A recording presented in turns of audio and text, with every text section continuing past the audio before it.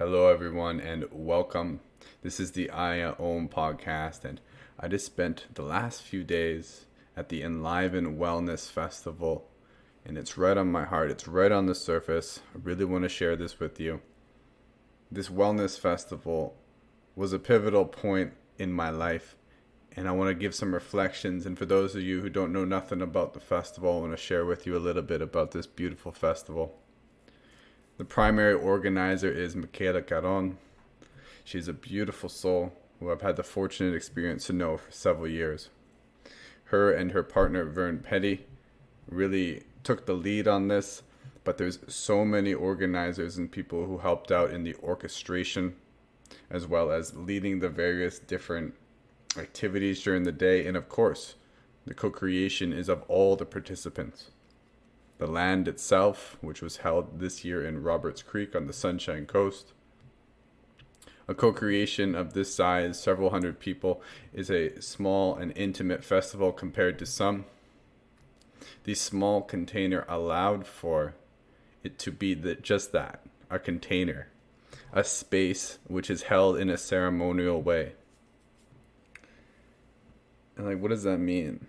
What that means to me is that a festival, and I think all festivals are this, but when there's conscious intention and an awareness of what's happening, it can be done in a very developed way.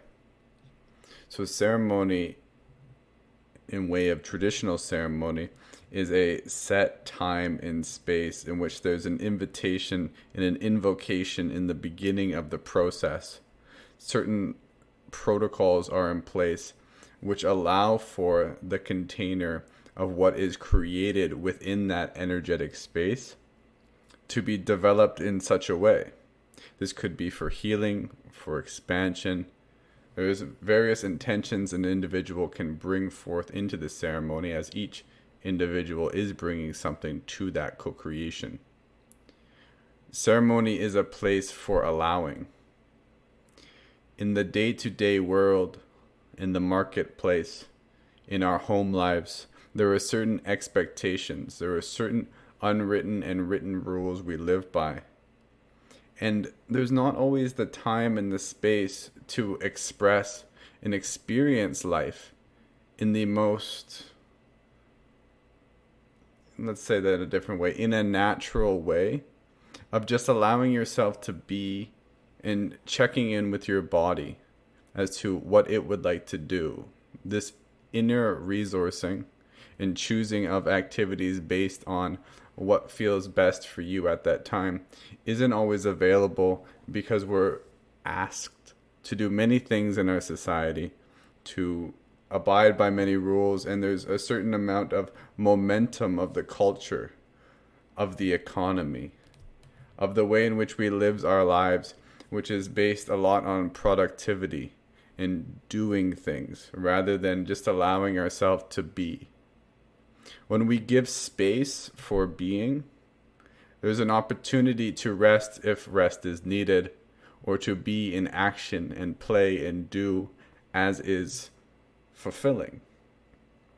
And this creates an openness to experience life in a different way, because the ordinary frame of referencing in the way that we show up into life and the masks we wear to do so, or the roles we play, have an opportunity to get put to the side. And in the context of a festival ceremony, there's a lot of expression. See, we're multidimensional beings. We have many different sides of ourselves that aren't necessarily expressed.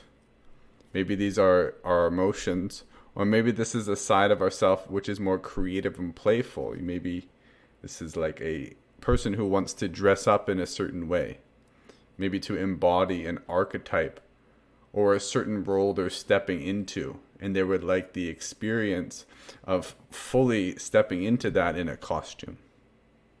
Or maybe they just want to be silly. There's a certain amount of control that we put on in order to act in an adult way. Children don't do this. We aren't born doing this. These are roles we play. So when we have an opportunity, just like Halloween and other holidays, where we have a pressure valve, so to speak, in which we can let go a little bit of the crazy that we all have inside, what happens is it's a therapeutic release of a certain pressure. This pressure is like a physical stress holding that is held in the tissues, and it blocks the emotions and the mind. So opening into creativity and expression creates an opportunity to expand, to enliven parts of ourselves that don't have the opportunity to see the full light of day. These could even be our shadows that we're hiding away. So a festival, and a ceremonial festival, has an open invitation for this liberation, this freedom, an increased availability for more intimacy. Because once again, in the day-to-day workplace, we're not always sharing our vulnerable emotional selves because it's quote-unquote not the right place, or we have to abide by a certain rule, or we'd like others to see us in a certain way because of a certain marketing approach we're taking, or whatsoever our certain role is. That doesn't allow us to just be and be seen and heard for what's coming up for us in the moment. So a ceremony is a space for this. A ceremony is a space that space holders hold, that set a certain tone for what is going on. This creates safety. It's not completely crazy. When I say we let a little crazy loose that we all have, I don't mean people are running around savage, hurting others. There's a certain tone and quality of that expression, which is up to the discretion of the individuals, and that tone is set by the space holders and the sacredness that is called in, because life is sacred. All of life is ceremony, but when we set intentional ceremony, we set the tone of that sacredness.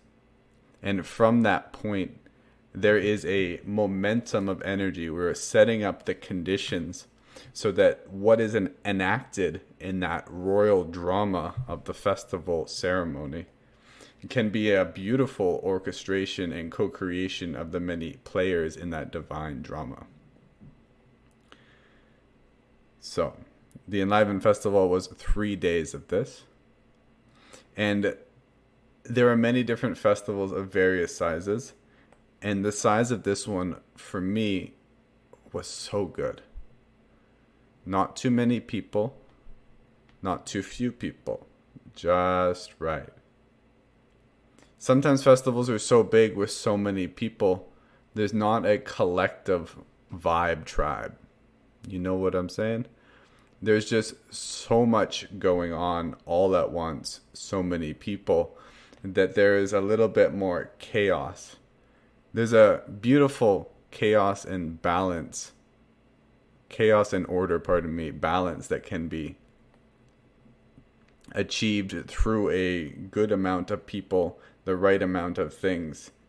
One person expressed it really well. They said, this is a festival where you can have a regulated nervous system, which is a commentary on other festivals which can be highly stimulating, go really late into the night, and continuing to pound at the sympathetic system and stimulate, which can be quite taxing.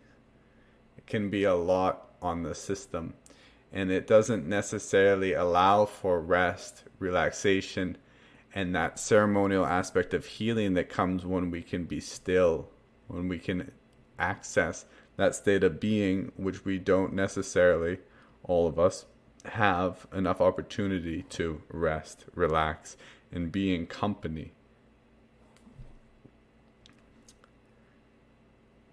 So throughout the day, there was various different offerings of yoga, qigong, breath work, Thai massage, Egyptian mythology and ceremonial, couples and relationship work, red tent work, so many good things, various different sound baths, elder wisdom, singing workshops, vocal activations, dyad work, embodiment work. There was a lot of beautiful workshops. Too many to go to, because they all, like, so many good ones are happening at once. It's like, what do I choose? What do I choose? But it ain't no worry. It ain't no worry, because it's a festival and a ceremony, and whatever you do go to in a ceremony is perfect for you. That's like the unwritten rule of ceremony. It's all guided. It's all guided by the Great Spirit. Whatever happens is meant to happen. This is true always. But in the context, once again, of ceremony, it's much easier to get on that vibe, and that can create a current of energy for our lives. This is why I love to go to regular ceremony at regular intervals, so that I can maintain that vibe, because sometimes I forget. Sometimes I forget that everything's perfectly placed and in order. Sometimes it takes a community and a safe space to vibe on that tribe level. So let me go through, how am I going to do this? Let's go through the days, and then I'll patter in some of the awarenesses, insights, and realizations that I had. And I might just completely abort that. So let's start there. So in the first day, the first full day, I'll start there, because we had like more of a half day on the very first day, which was the opening of the ceremony. And there was many beautiful things. There was a dance that night. There was all the gratitudes for the many people who organized it. There were opening speeches from Indigenous elders. And there's just so much to share. I'm going to skip over into day number 1. Day number 1 started for me with a Qigong class led by Liz.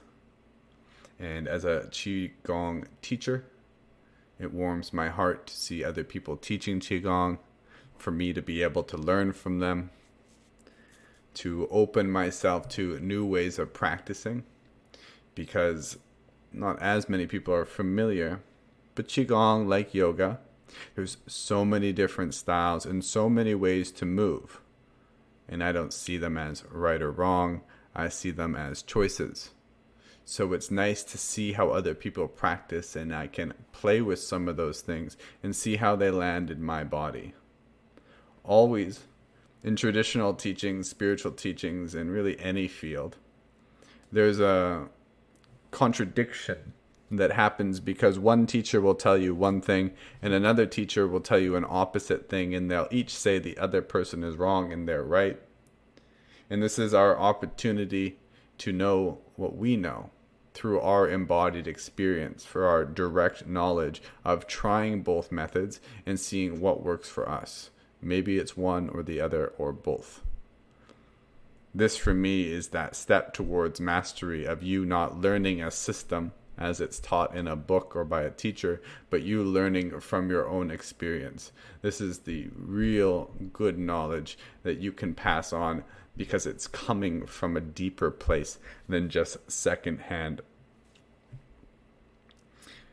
Right after the Qigong, I went into a yoga class, and then with a short break, I went into co-facilitating and guiding the breath circle, Conscious Connected Breathing by Robin Clemens. After that, there was a beautiful sound bath or sound bath experience, which was guided primarily by Wiampton, who is a elder from the Cowichan, and he was offering flute as well as various bells and drum and song. This, once again, to come back into that point about nervous system regulation, was an excellent piece, as there had been dancing the night before. Qigong is, yes, gentle, but a lot of movement. It was nice to have that prolonged integration, which allows for a lot of the healing that happens, which is so underrated, or at least under practice in a very busy society where especially in growth-oriented individuals, there can often be an inclination towards doing and continually being in that movement. But this is a Qigong teaching as well as a nervous system regulation teaching, is that there's a balance between how much we do and move and how we can meet that with stillness and rest, and how that's the optimal way of growing. Because there's many parts of our mind we don't access unless we become very still. And in terms of Qigong, we don't move from our center, from a place of stillness and from that place of being where we're more connected to our sensations, unless we move from that inner stillness.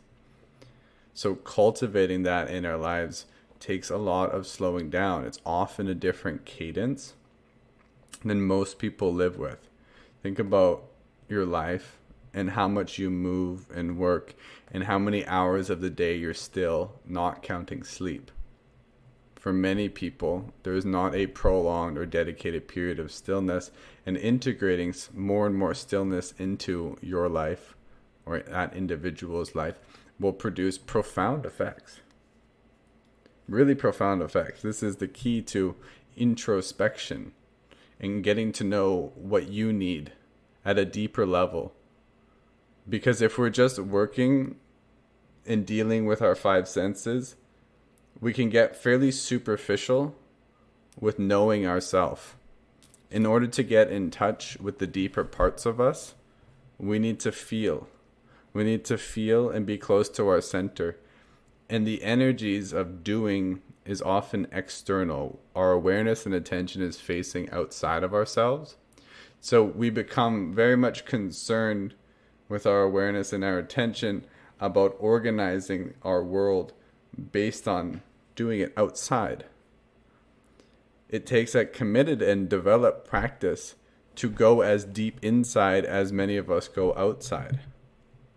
There are certain levels of psychic armoring and certain levels of the mind you don't get to without that pronounced stillness. The superficial mind is a certain vibration, it's a certain level of energy, and there's a certain amount of problems and emotions that live on that level. And unless you come into greater stillness, you don't get at the deeper parts of you.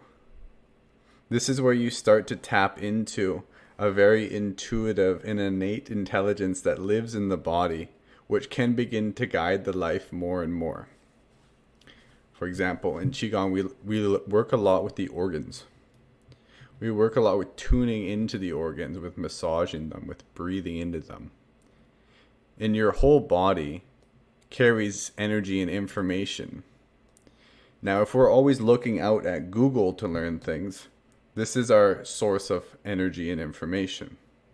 But we have a whole nother reservoir of information which is being processed by the body by way of the vagus nerve, which actually has much more relationship between what's coming up from the body rather than what's going down from the head, meaning that there's more information coming up from your body than there is going down. So you have more resource, you have more information which can give you guidance in life. And I mean, this is the real guidance. What I mean by real guidance is the deepest questions in your life aren't answered on Google. The deepest questions in your life are answered through silence and stillness. What you truly love, your purpose, your dharma, that all comes from within. But even the foods you should eat, it's not coming from the diet book. They can give you some scaffolding and guidance. But what you really need to eat, your body knows. If you're sick, your body knows what's wrong. It's trying to do its best to, send off a panoply of different immune cells and other things which have a level of identification of whatever's going on. It's a matter of learning to take our conscious mind, which once again is usually external, and inverting it internally so that we can see what's going on in the subconscious. See what's going on in the deeper parts of ourselves. So these gaps of non-doing, where we can just be, especially in a safe container, which allows for the nervous system to rest a little deeper within the self. Because yes, we do spend time alone. Most of us have some time alone. But there's certain mechanisms of the mind which keep it externally aware. Because there's for some, a level of resistance to go deeper. Because often we have a lot of unprocessed emotion and patterns of the mind which take a little bit of work. This is inner work to go to these deeper parts of ourselves. And when you're in a festival where everybody is, in some sense, on the same page, if you're all in a respective workshop in which you're all going into meditation, it sets a tone in the quantum field, or the field of energy, which is that space, which allows even individuals who are new to meditation to go much deeper than they can on their own because of the conducive atmosphere. It's not that you can't meditate wherever, whenever. You can meditate in the middle of traffic. But especially for beginners, it's best to meditate in a conducive environment. And if you want to do your deepest meditations, of course, creating a conducive environment will allow for that. So the sound bath was excellent. There was one point when I became so relaxed, so still, feeling so good, that my whole spine just realigned. What does that mean? Well, my spine isn't perfectly straight. I work, stress carries in my body.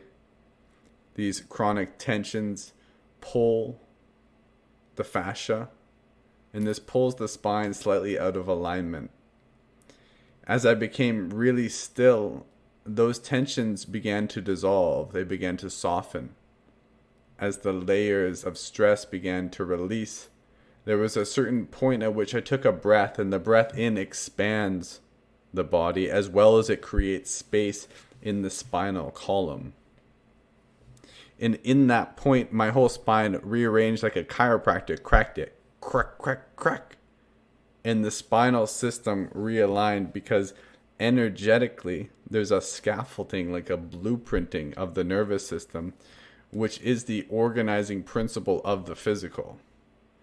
In Qigong, this is your energy bodies, which form this blueprinting.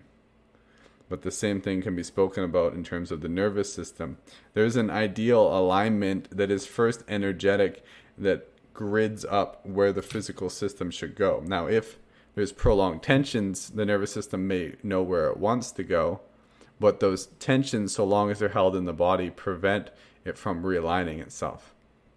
As we do this work to release chronic tensions, stressors, release problems, negative emotions, etc., the spine and the whole musculoskeletal system, and really the whole body network, the whole constellation and matrix of the different levels of bodies and body systems, begins to organize and regulate itself in a good way.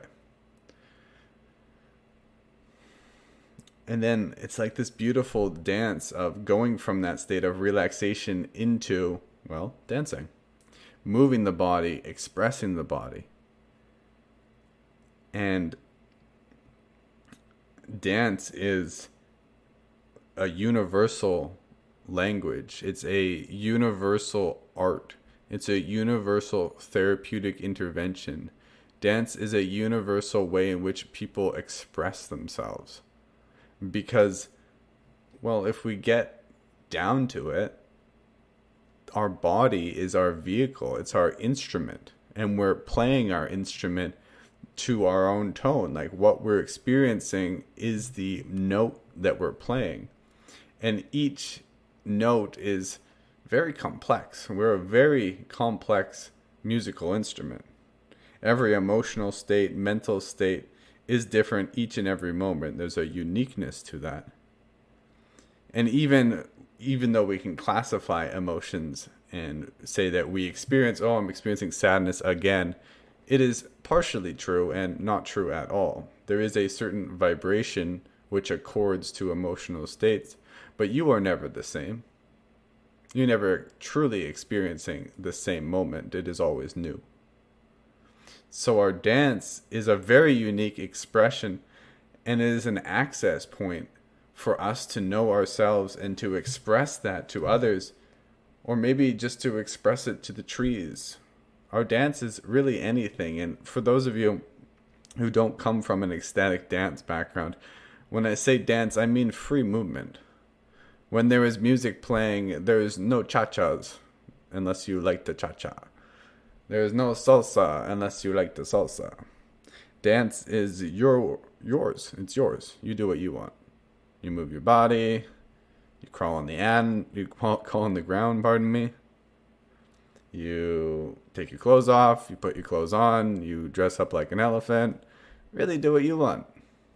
And with enough people doing what they want in this good way, there creates an encouraging field. Once again, in this ceremony, the dance ceremony, there's an invitation to let out your wild, to let out your joy. When I first started doing emotional work, I was so surprised because, yeah, there's negative emotion and we hold on to it, holding back tears, holding back anger. That's understandable, right? But I didn't realize how much joy I was holding back. I was suppressing my joy. I wasn't expressing my laughter. I was like, I'm so pent up with joy, which is so silly. And yet it's a reflection of how I was living. And yet, even now, it's not as shocking, but I realize I still hold back my joy. And part of this is because there's always greater levels of joy to be accessed and expressed. And as my system becomes more open, my embodiment becomes more available for expression, I can express greater levels of ecstasy and joy. Because our nervous system can only handle a certain amount of energy moving through it. Now, our nervous system becomes strengthened when we experience lots of emotion, even lots of pain.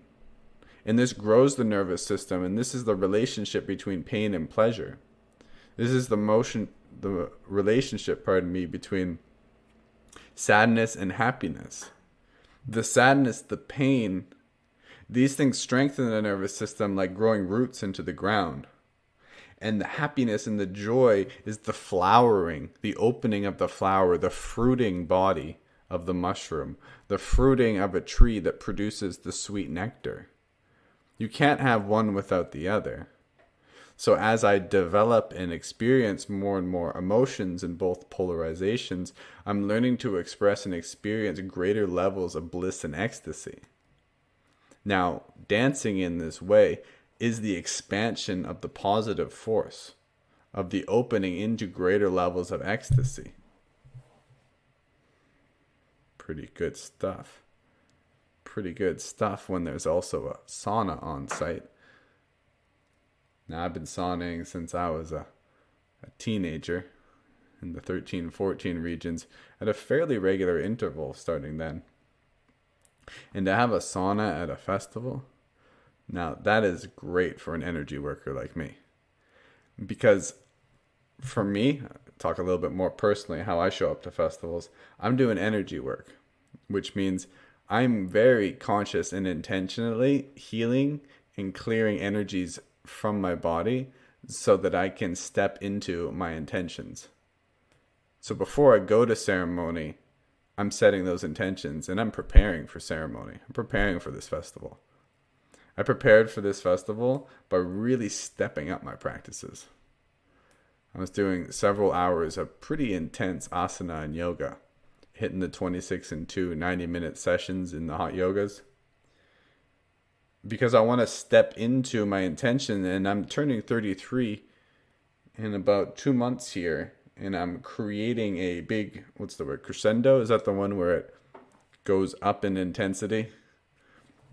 I'm creating a upward movement of spiraling, ascending energy to the point of my 33 birthday, because I want to build a momentum. I want to build a momentum for the year I'm stepping into, and the dreams that I have, the intentions that I have, the values that I have. And this is a stage for me to embody my divine self, my highest self. The energies are set that everyone is going to be open and accepting. See, in life, in the regular world, if you want to call it that, other people call it the matrix. If you want to call it what you will, the world, the marketplace, the grocery store, the average person's workspace is not one that is a bunch of yes sayers. There's critical feedback, and I'm not saying these are bad things, but it's great to have a space where everybody is accepting you for who you are as you show up, in your highs, in your lows, and it's a boost. So I'm stepping into mastery of the arts that I practice, which I've been practicing every day for 2 to 4 hours for getting into 6-7 years now. I'm practicing meditation for 10 years, and I've just been continuing to double my efforts as often as my physical capacity and mental capacity is possible.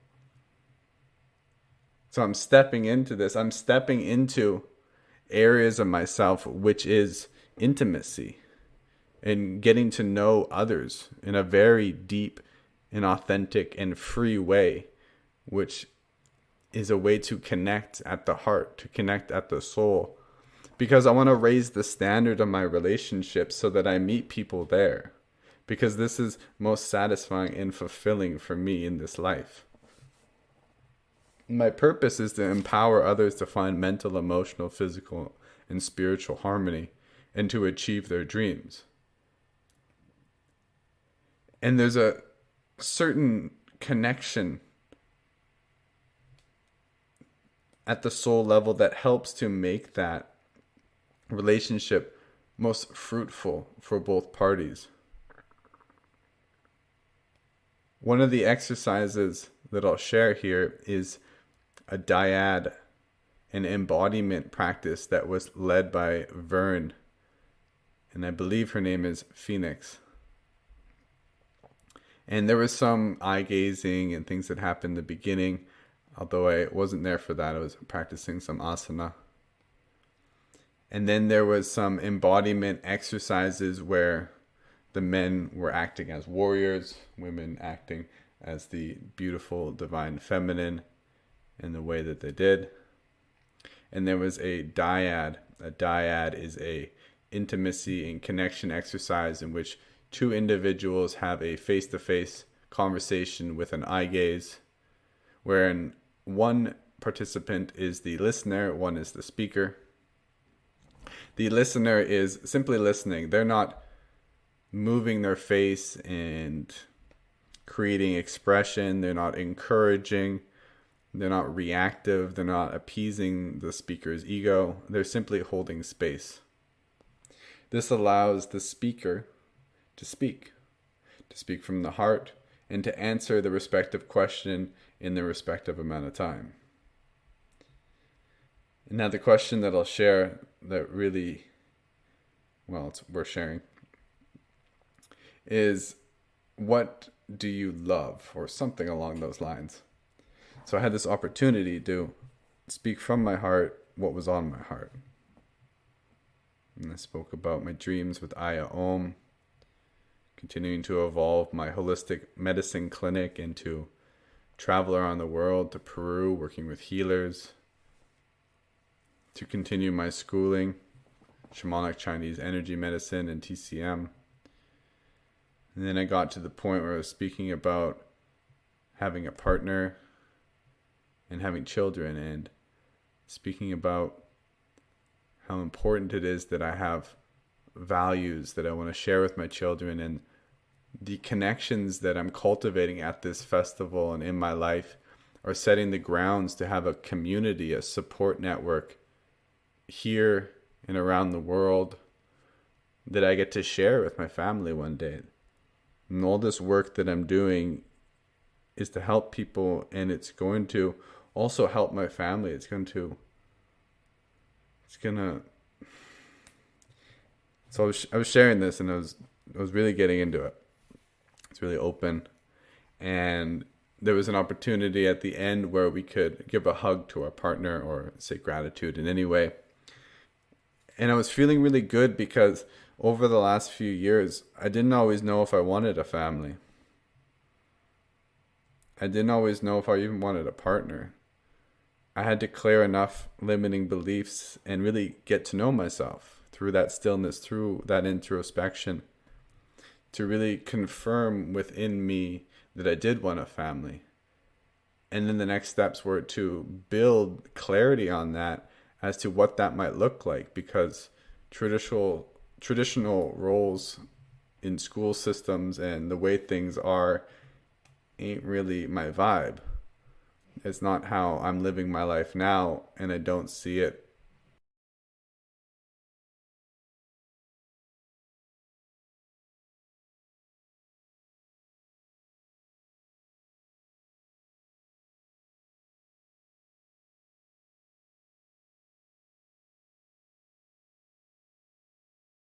So I've had this thing happening over the last few years of processing and getting to know myself enough to find clarity on the pieces that I know within the deepest parts of me.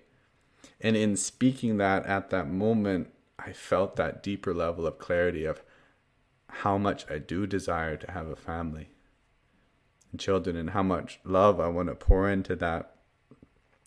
And I was speaking to this man who was about a foot taller than me, and looking up at him, and he held me, and I was very tiny when he was holding me. He was a taller man than I. And he's like, "You're going to be an amazing father." And because I had felt it, I confirmed it within myself that yes, I wanted it, I could feel it. And his recognition of that, I've never heard that in my life in that way. And it just broke me. I just started bawling. And I wept, and he held me. And in that moment, it felt like a confirmation that I had said yes to a future that was available, and it was just waiting for me to put my hand up and say yes. I will walk that road. It's moments like that you like me explaining that, I don't know how that comes off, but for me that was a pivotal moment in the confirmation within me. And I was speaking about like stepping into embodiment. I felt this like transition point of, we go through developmental stages, right? Some of those shifts are related to our age, others are psychological shifts. The confirmation of that was like I signed up for grad school and I got in. It was like, you want this? You're confirmed? Okay. Let's check that. When the time is right, that's going to happen.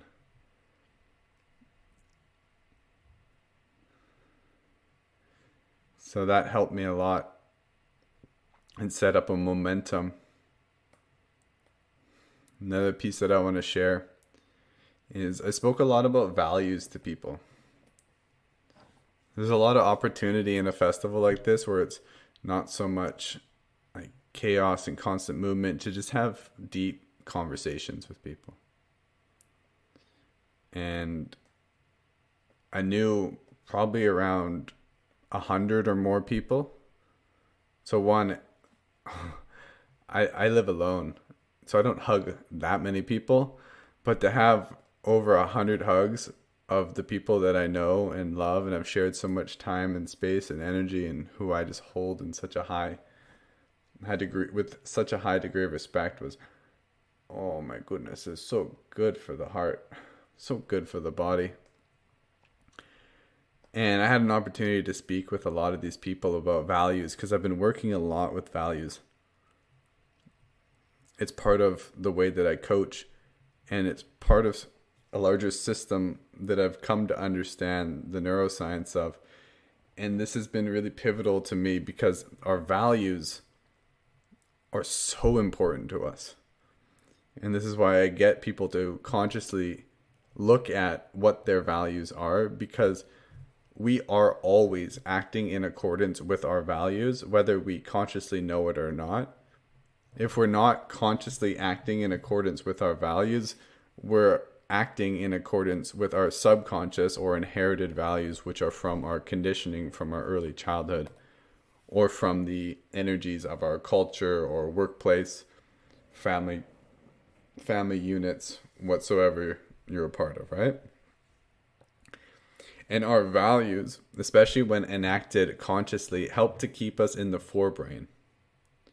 This is the prefrontal, medial prefrontal, etc. structures in the frontal lobes of the brain, which are our executive functioning networks.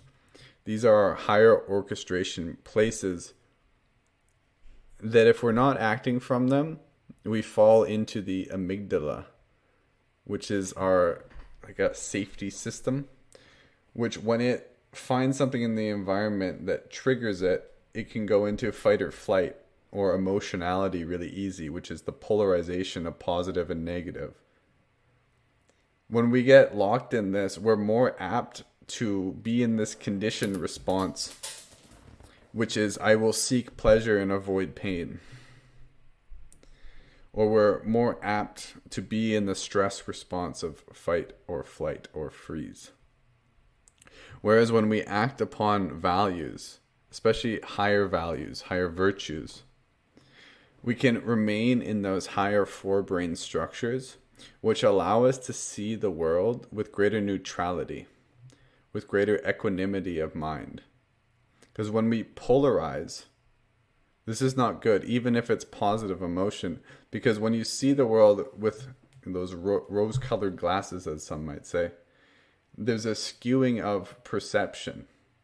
And to the degree you can only see it that way, you're biasing, you're prejudicing your perception, which is putting you in a kind of illusion. There's a false sense of what is, and though it might be experienced as positive at the time, the facts of life is that no positive state remains. There's a high and a low, and from this exchange of positive and negative, happy and sad, dark and light, is what happens in this world that we know. But if we can maintain an equanimous mind, we can still experience the high and the low, but there's a different sense of the seat of the self as being slightly beyond the momentary transitions of high and low, which is represented in terms of the brain as the seat of consciousness being in the forebrain, or those higher brain structures. So when we consciously determine our value, we stick to them, especially when we have a plan, we can keep out a lot of those lower subcortical areas of emotionality, which cause us to act in accordance with trying to maintain those emotions, as if you could just maintain a positive emotional state always. It's not possible. It's not meant to be that way. Life is meant to show us the fullness, as I expressed in the beginning, the depth of those tree roots and the heights of the fruiting.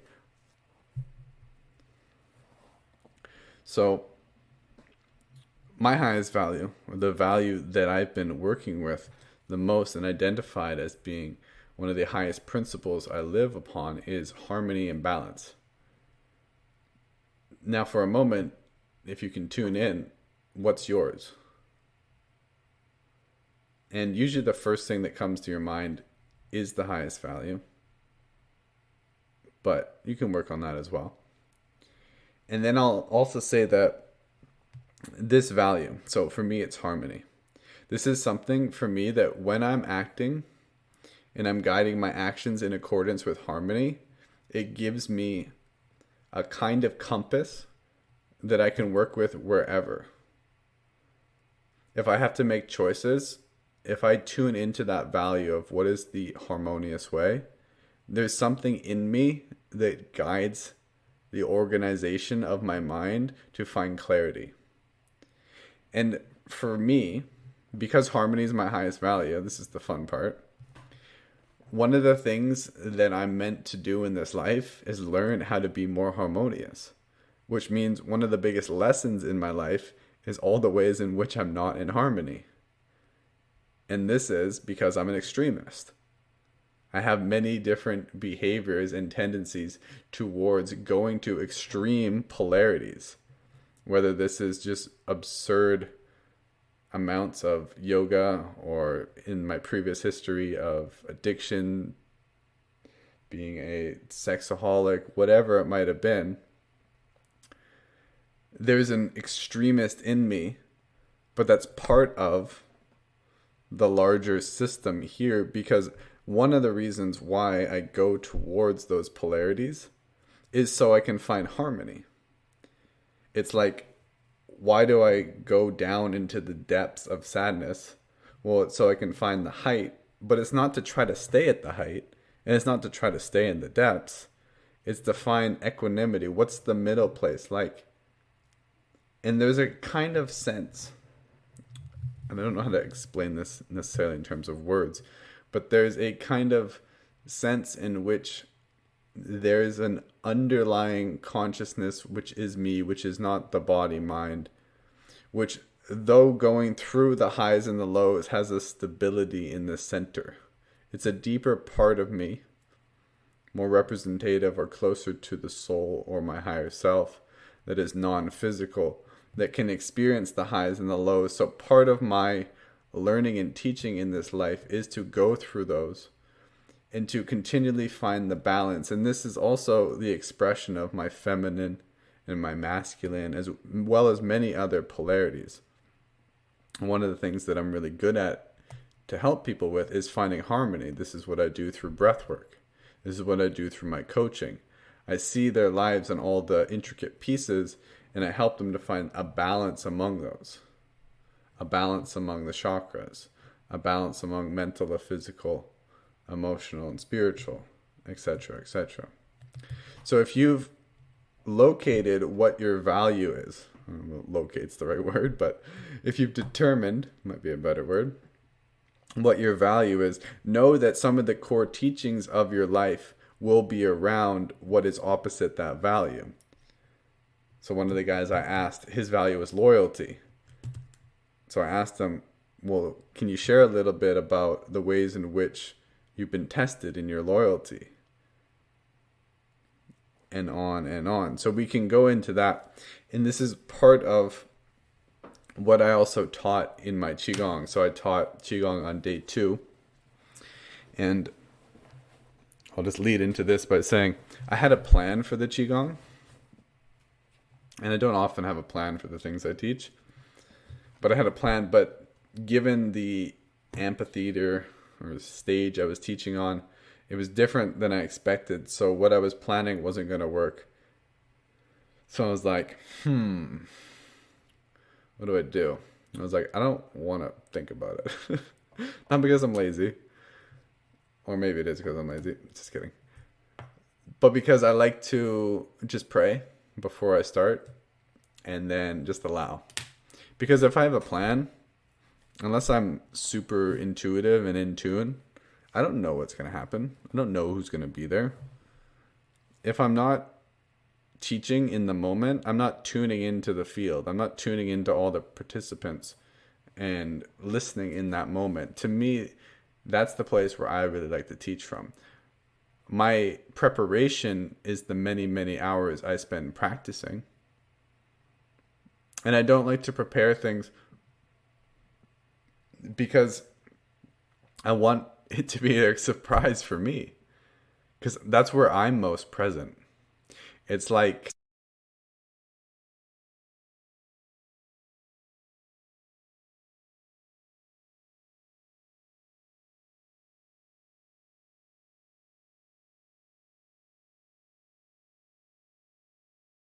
in that way.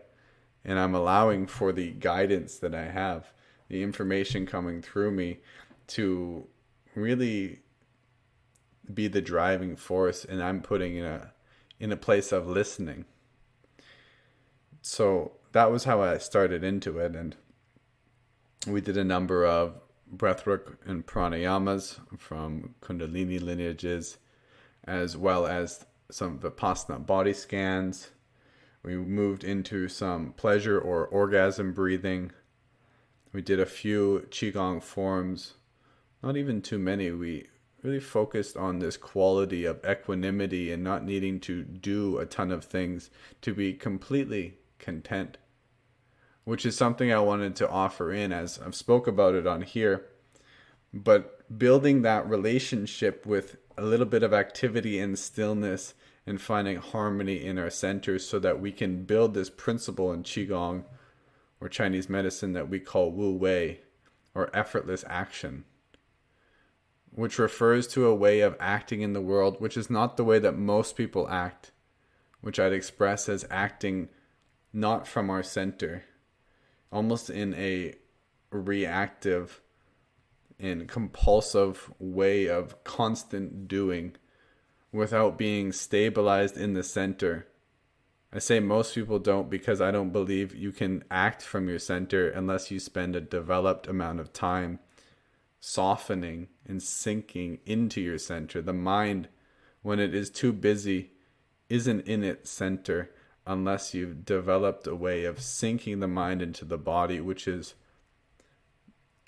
built through these mixed mind-body arts of yoga and qigong, where they have this physical component of meditation, not just movement itself, but a dedicated process of allowing the awareness, the attention to sink into the deeper recesses of the body, which allows for us to really tap into our center. Like in qigong, this is a very much a visceral process. You will feel the mind sinking or soaking into the physical.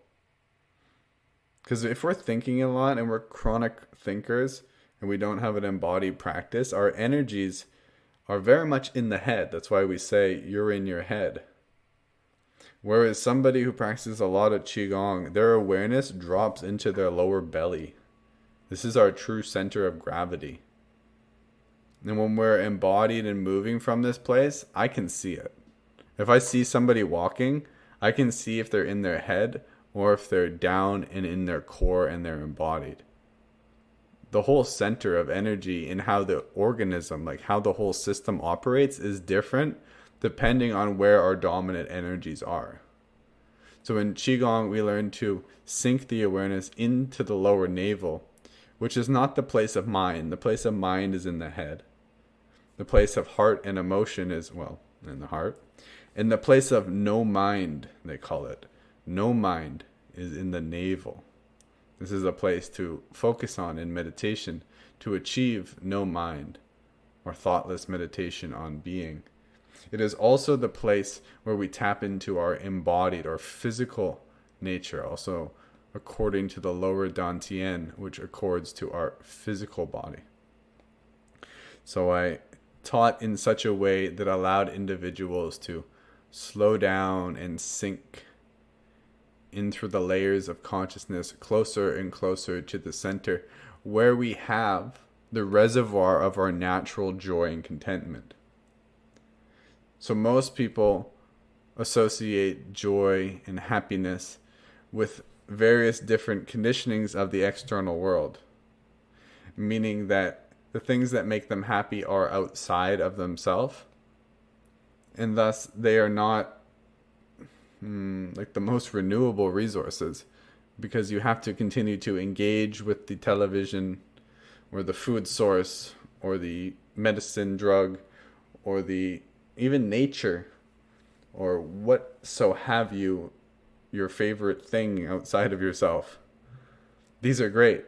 These are blessings. And when used respectfully and responsibly and with good relationship, these are amazing things. And it's a whole nother process and practice to tune into the natural reservoir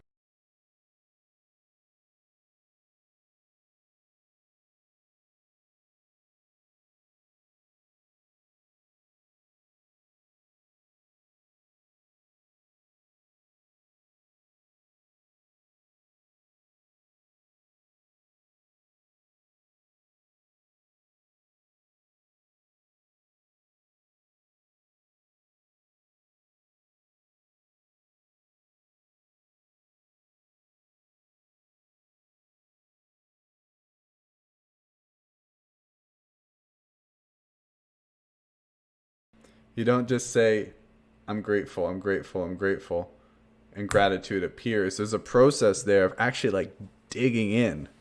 Like, what are you grateful for? I'll explain it this way, because this is something resonant, because this happened at the Enliven.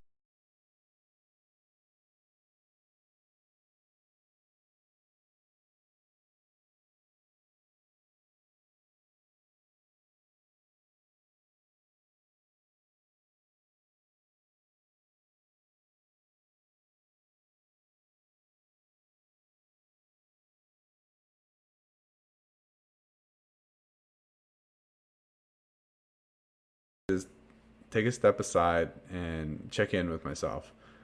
And I was finding that I was a little bit stimulated and I wanted to slow down. So I went over and there's an altar and I went and prayed at the altar, and my higher guidance, my connection to my higher self and the mushroom had a little voice in my head kind of offering me some insight. They're like, pray. It's like, okay, I'll do a prayer. And it's like, pray in the way that my elder Vern taught me to pray. So I went through my prayer, starting with the physical, emotional, mental, and the spiritual. And sometimes I just say that.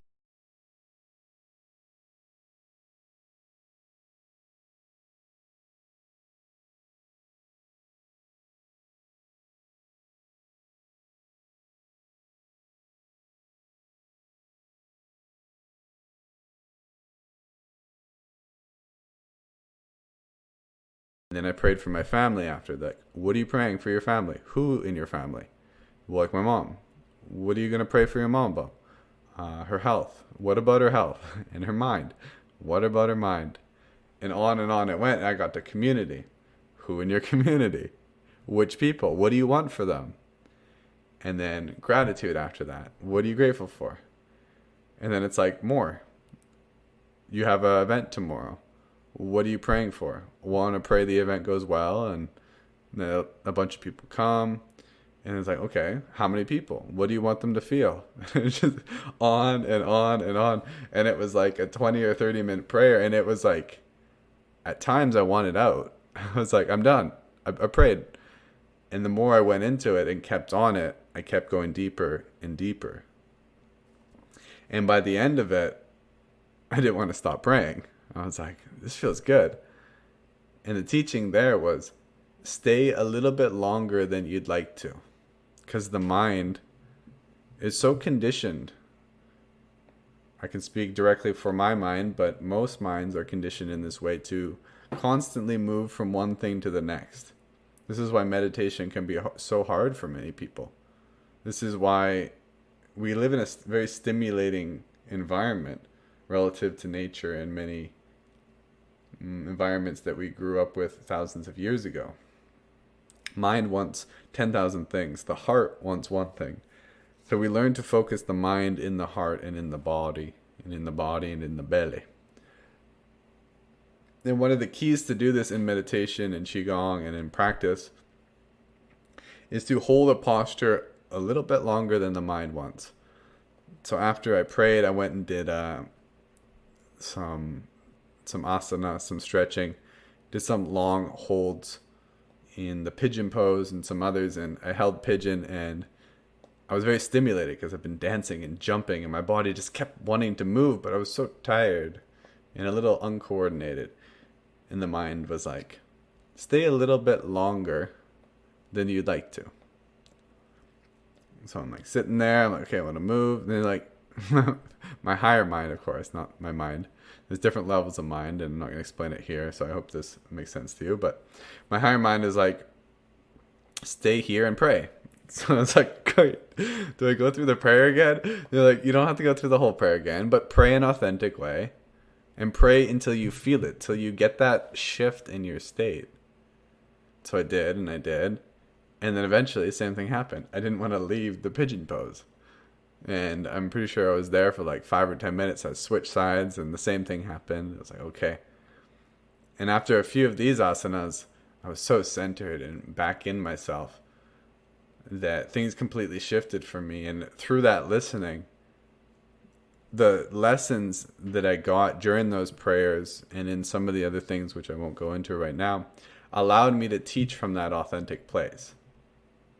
So this is how I like to teach. I like to be deep in my own inner work and listening to my own higher guidance. And this is often what synchronously sets up what happens in the session. So that when I was guiding, that was my constant cue. It was like, we might be here the whole time, so I want you to soften into this moment. And that was true because I didn't know what was going to happen next. So I was like, we might just stand the whole time. Because sometimes in Qigong, we do stand for an hour long. And then the other teaching was stay a little bit longer than your mind wants. So it's a way of working with our mind. The mind is very predictable. It's like a mechanism. Just like the body is like a mechanism. If you eat food, there are various different processes that happen quite automatically. Same thing with the mind. It has a mechanism to it. And the systems of Qigong, meditative systems such as yoga, have an awareness of the faculties of mind and how they work and how to work with them. So by teaching and practicing in the way that I was, this was allowing me to go beyond the mind and to begin to work with it and to get past those points of resistance which allow for deeper meditation and centering.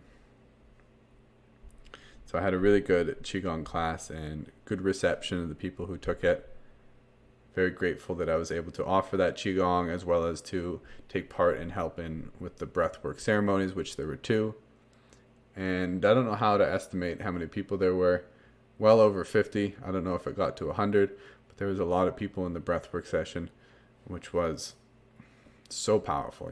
I've been talking about ceremonial spaces and collective areas of healing, and when that many people are breathing, releasing, expanding, relaxing, it creates a vibrational field, a vortex of energy, which is so healing for all the participants and even to the land. That kind of coherence among hearts, bodies, and minds has an energetic rippling that is very positive and beneficial. And this is why ceremonial spaces are often kept in like a degree of sacredness and neatness. Because if you have a ceremonial space, and maybe you have an altar in your home, if you keep it tidy, you just use it for meditation, you create an energy there. It's like how they recommend to just sleep and have sex in your bed and not to read and meditate and do other things there. Or if you have a home office, just do work there. Don't eat there, don't do all the other things. It'll set up the energies in such a way where they're more conducive towards your given activity. Same thing with a sacred space. If you do continuous meditation in there, at regular intervals, it will set up like a sacred space. This is why there are sacred spaces around the world. Some of them are on natural energetic vortices from the earth. I don't know how to say vortex or vortice. But there's natural places where the energies are set up for spiritual development, and this is why the ancient sites are all built upon them. Or the individuals who built the sites had learned how to create sacred space through ceremony, which is one of the reasons why individuals, you've probably heard this before, call in the 4 directions, among other certain invocations. This helps to set up the energies of the space. Not because the 4 directions and the spirits thereof aren't already there. It's for us, the participants, the guides, the space holders, the shaman. We're setting up that quality of consciousness within our own mind.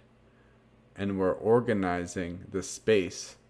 Just like you organize a room at the level of the physical, you organize the energies, the unseen forces, so that they're more conducive towards the given intentions of the ceremony. Oh, there's so much I could share. I had a beautiful breakdown I shared about in the dyads.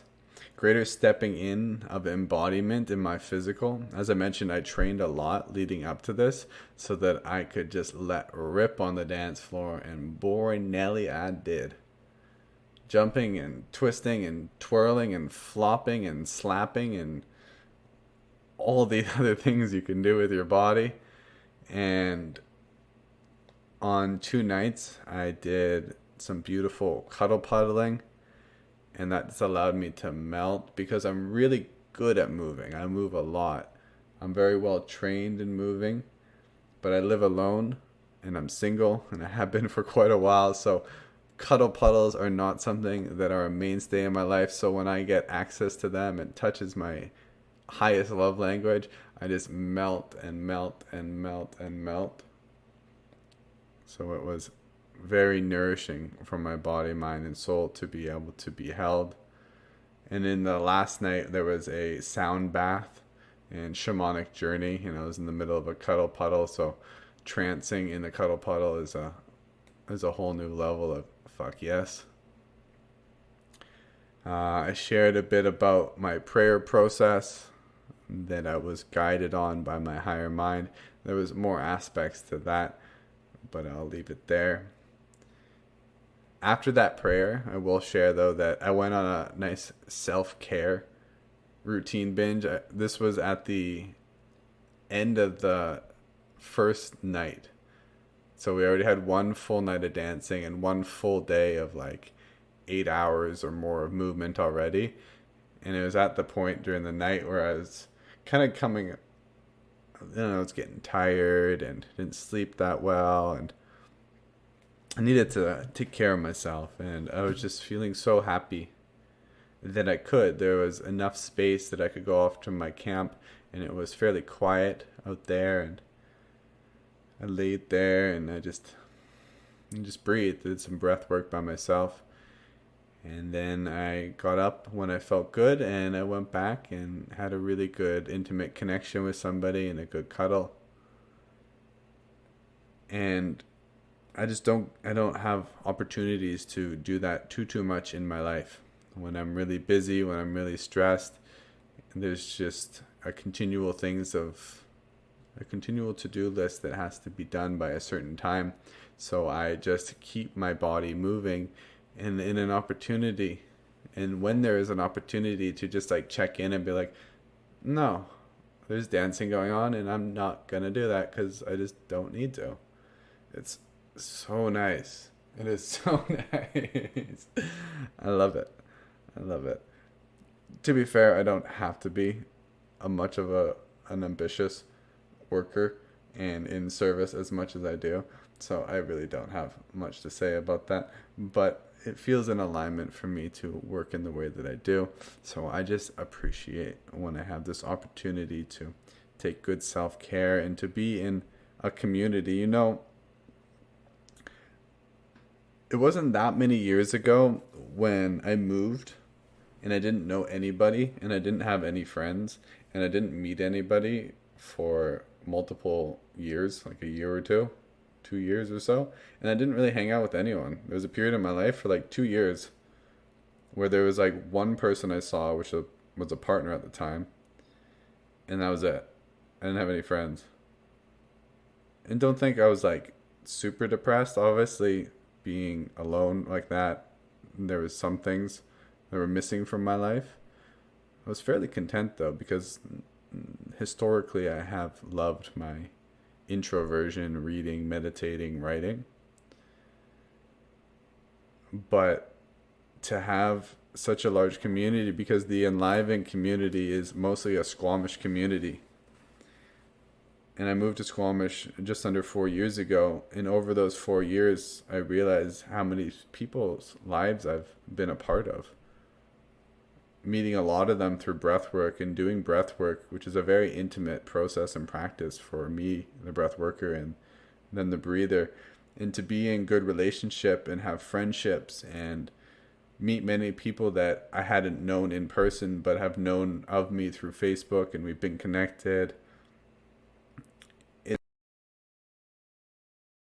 I could have wanted so much, because as I mentioned, traditionally I've been an introvert. I'm quite extroverted now, and I don't really define myself as either. But historically, I have been so introverted. So to open up my life and to have so much love pour in, like to receive that much, that many hugs, that much love, to feel safe to just cuddle and hold people, it's not something that I grew up with. And I know many people would struggle to open up in this way, because I've seen new people come to festivals, new people come to these kind of events, and there's all these layers. So it was a testament for me in my life to see how far I've come, that I can share my emotions, my freeness, and my dance, just who I am at a very deep level in a very open way. And for me to be received and for people to want to be my friend is a really beautiful thing that I pray that everyone gets an opportunity to experience in their own way as they share their expression, their authenticity.